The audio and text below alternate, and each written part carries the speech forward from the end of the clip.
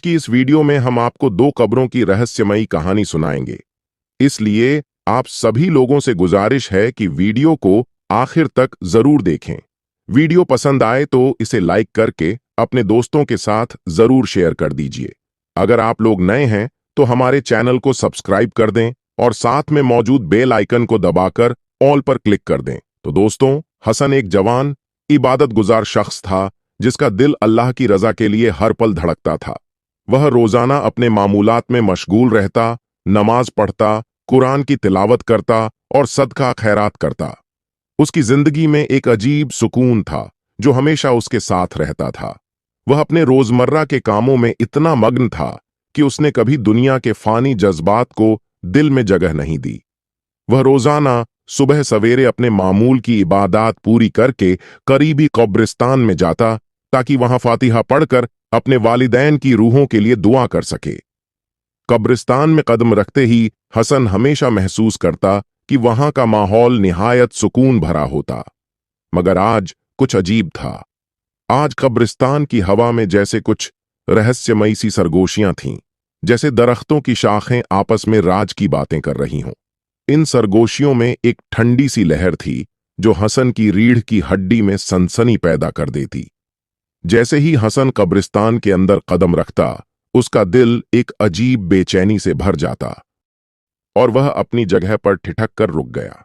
इसी दौरान कब्र की मिट्टी से एक बदबू उठ रही थी जो बेहद तेज थी, जैसे वहां कोई हराम काम किया गया हो। हसन की सांसें तेज हो गईं और वह परेशानी के आलम में उस कब्र के करीब पहुंचा। वहां एक खौफनाक एहसास उसकी रूह में उतर गया। सांप की मौजूदगी और बदबू का जाल उस पर एक गहरा असर छोड़ रहा था। वह इस कब्र के राज को जानने की शिद्दत से ख्वाहिशमंद था, लेकिन खौफ की एक तारीक छाया उसके चारों तरफ फैल चुकी थी।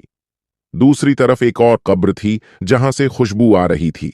ये खुशबू न सिर्फ अजीब थी बल्कि दिल में सुकून और राहत का एहसास भी पैदा कर रही थी।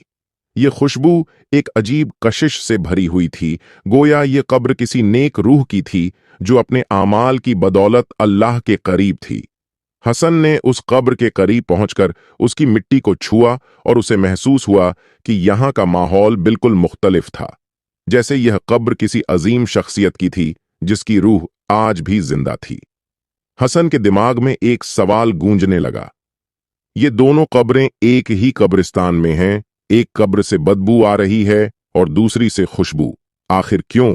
यह सवाल उसके जहन में लगातार गूंज रहा था और वह उन कब्रों की हकीकत जानने के लिए बेचैन था। हसन के दिल में उन कब्रों की सच्चाई को जानने की शिद्दत से ख्वाहिश थी। उसने फैसला किया कि वह किसी आलिम या बुजुर्ग शख्स से इस बारे में मशविरा करेगा। उसके दिमाग में एक गांव का ख्याल आया जो दूर दराज में था, जहां आरिफ और बुजुर्ग लोग रहते थे। उस गांव में रूहानियत और इल्म की हकीकत छुपी हुई थी। हसन ने अपने सफर का आगाज किया और गांव की तरफ रवाना हो गया। जब हसन गांव पहुंचा तो वहां के लोग उससे इन कब्रों के बारे में कुछ भी नहीं जानते थे। हसन ने बड़ी कोशिश की, मगर कोई भी उसके सवालों का तसल्ली बख्श जवाब न दे सका। एक दिन जब वह गांव की गलियों में चल रहा था, उसकी नजर एक पुराने मकान पर पड़ी।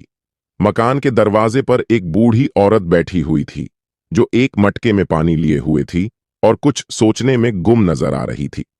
हसन ने उस औरत के करीब जाकर सवाल किया, बुजुर्ग खातून, क्या आप जानती हैं कि गांव के करीब कब्रिस्तान में कुछ अजीबोगरीब हो रहा है? एक कब्र से बदबू आ रही है और दूसरी कब्र से खुशबू। क्या इसके पीछे कोई राज है? बूढ़ी औरत ने गहरी सांस ली और फिर आहिस्ता से कहा, बेटा, वो कब्रें एक ऐसी कहानी को छुपाए हुए हैं जो तुम्हारे दिल में एक नया रास्ता दिखाएगी। हसन ने बेताबी से पूछा, क्या कहानी है? बराए कर्म मुझे बताइए। बूढ़ी औरत ने पानी के मटके का ढक्कन बंद करते हुए कहा, बेटा, यह कहानी दो बहनों की है, फातिमा और लैला की। फातिमा एक बहुत खुशहाल खानदान की बेटी थी, लेकिन उसका दिल तकब्बुर और गुरूर से भरा हुआ था। वह हमेशा दूसरों को हिकारत की नजर से देखती थी। उसकी जिंदगी में मोहब्बत और रहम का कहीं नामो निशान नहीं था। दूसरी तरफ बेहद रहम दिल और नेक दिल थी। उसकी जिंदगी का मकसद हमेशा दूसरों की मदद करना था। एक दिन गांव में पानी की कमी हो गई। एक गरीब औरत अपने बच्चे के साथ फातिमा के दरवाजे पर पानी की दरख्वास्त करने आई। फातिमा ने न सिर्फ इनकार किया बल्कि उस औरत को धक्का देकर दरवाजे से बाहर निकाल दिया। फातिमा को गरीबों से सख्त नफरत थी और वह उनके साथ उठना बैठना बिल्कुल पसंद नहीं करती थी। दूसरी तरफ लीला ने न सिर्फ अपनी जिंदगी को खतरे में डालकर गांव के लिए कुआं खोदा, बल्कि उसकी कोशिशों की वजह से पूरे गांव को पानी मिल गया। उसकी अजमत और रहमदिली का यह अमल अल्लाह की रजा का सबब बना। यह दोनों बहनें आखिरकार दुनिया से रुखसत हो गईं, लेकिन उनकी कब्रें एक मुख्तलिफ दास्तान सुनाती हैं। फातिमा की कब्र से बदबू आती है और उसकी कब्र पर सांप और बिच्छू बैठते हैं, जो उसके तकब्बुर और जुल्म की निशानी है। जबकि लैला की कब्र से खुशबू आती है, जो उसकी रहमदिली और इंसानियत की निशानी है।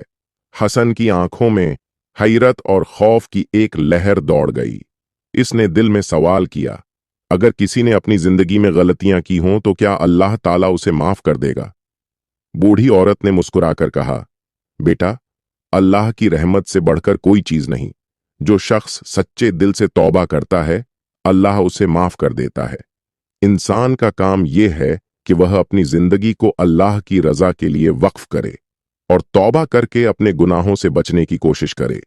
हसन ने अपनी जिंदगी में एक नया रास्ता अपनाने का इरादा किया।